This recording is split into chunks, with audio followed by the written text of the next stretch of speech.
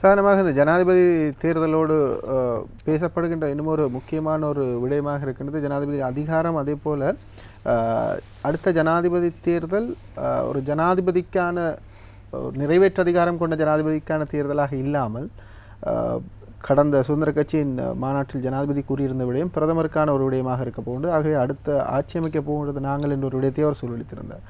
அதே போல் ஜனாதிபதியுடைய பதவிக்காலம் சம்பந்தமான ஒரு கேள்வியும் இருக்கின்றது. இவை பற்றி உங்களுடைய அதை சொல்லிக்கொண்டு வரேன்.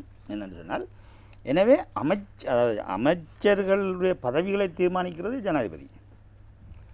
யாருக்கு பிரதமர் சொல்கிறார், இவருக்கு ஏக்கு கொடுங்க நிதியமைச்சர், பிக்கு கொடுங்க ஃபாரின் மினிஸ்ட்ரி என்று ஜனாதிபதி விரும்பினாலும் படி செய்யலாம். வேறு பிரச்சனை. இதே நேரத்தில் ஒரு சிக்கல் ஒன்று இருக்கிறது. ஜனாதிபதி ஒரு கட்டத்தில் ஊடக அமைச்சினுடைய விடயதானங்கள், அதே நேரத்தில் சட்டம் ஒழுங்கு அமைச்சு இவற்றை தன்வசப்படுத்திக் கொள்கிறார். அதற்கான அதிகாரம் முன்பு இருந்தது, அதே போன்று இப்போதும் அதே அதிகாரம் இருக்கிறது ஜனாதிபதிக்கு.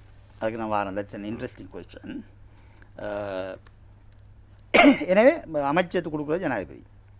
அதுக்கு பிறகு இந்த ஒரு அமைச்சரை கூட பிரதமர் சொல்லாமல் நீக்க இயலாது. ஆனால் அமைச்சர்களின் சப்ஜெக்ட் என்ன சொல்கிறது, விடயதானங்கள், அமைச்சர்களுடைய விடயதானங்களை மாற்றுறதுக்கு அதிகாரம் ஜனாதிபதிக்கு அதிகாரம் இருக்குது. உதாரணமாக இவருக்கு எக்ஸங்கிறாளுக்கு சொல்லுவோம் என்ன மினிஸ்ட்ரி, ஃபாரின் மினிஸ்ட்ரியை கொடுத்தாச்சு. இப்போ ஜனாதிபதிக்கு ஏதோ ஒரு காரணத்தால் விருப்பம் இல்லை, அவர் எக்ஸங்கிறால்ட்டு ஃபாரின் மினிஸ்ட்ரியை வாங்கி எடுத்து வாங்கி கொடுக்கலாம். அதில் பிரதமர் சொல்ல இப்போ அண்மையில் நீங்கள் இப்போ இந்த ஒரு சில நாளைக்கு ஒரு வாரத்துக்குள்ளே கிரியல்லே லக்ஷ்மண் கிரியல் அவர்களுக்கு இந்த என்ன மினிஸ்ட்ரி, பெட்ரோலியம் மினிஸ்ட்ரி, அதை கொடுக்க சொல்லி ஜனாதிபதிக்கு கடிதம் அனுப்பியதாகவும் ஜனாதிபதி மறுத்ததாகவும் சொல்லப்பட்டது. ஜனாதிபதிக்கு முழு அதிகாரம் இருக்கின்றது மறுப்பதற்கு. எனவே சப்ஜெக்ட் கொடுக்குறது ஜனாதிபதி.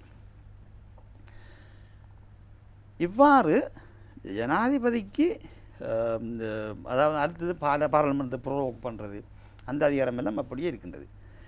ஜனாதிபதி சட்ட ரீதியாக நடப்பாராக இருந்தால் யதார்த்தத்தில் உண்மையில் அடுத்து வரப்போகின்ற பிரதமருக்கு தான் யதார்த்த அதிகாரம் பெறும். ஏனென்றால் அதிகாரம் என்றதே அமைச்சரவை தானே. அந்த அமைச்சர்கள் அவ்வளோ பேரும் ஜனாதிபதி பிரதமருக்குலாம் இருக்க போகிறாங்க. ஆனாலும் அமைச்சரவையின் தலைவராக ஜனாதிபதி தானே இருக்கிறார். ஜனாதிபதி தலைவராக இருக்கிறார் என்பதற்காக சிலர் நினைக்கின்றார்கள் ஜனாதிபதி நினைச்சா எல்லா தீர்மானமும் இருக்குது. கேபினெட்டில் அப்படி ஜனாதிபதி சொல்கிறது தான் டிசிஷன் என்று சொல்கிறதுக்கு அங்கே எந்த ப்ரொவிஷனும். அப்படியானால் ஏன் ஒரு யோசனை முன்வைக்கப்படுகிறது, ஜனாதிபதி அதனை ஒத்திவைக்கலாம் என்கிறார், அல்லது அதனை காலங்கெடுத்துகிறார், அல்லது அந்த விடயதானம் வேண்டாம், அதை விட்டு விடுங்கள், வேறு வகையில் அதை கொண்டு வாருங்கள் என பணிப்புரை எல்லாம் எவ்வாறு ஜனாதிபதியினால் விடுக்க முடிகிறது? அதாவது நடந்து கொண்டிருக்கின்ற விஷயம், அதை பற்றி நான் சிறிய குறிப்பிட்டு சொல்ல வேண்டும். சட்டங்கள் ஒரு புறம் இருக்க, இன்னும் ஒரு தலைமை தாங்குகின்ற ஒரு வேறு அர்த்தத்தில் ஒத்தி போடுறது, அதெல்லாம் நடைமுறை ப்ரொசீஜரில் வர்றது. இப்போ மொத்த அமைச்சரவையும் ஒரு விஷயத்தை பாஸ் பண்ணணும்னு சப்போர்ட் பண்ணுது.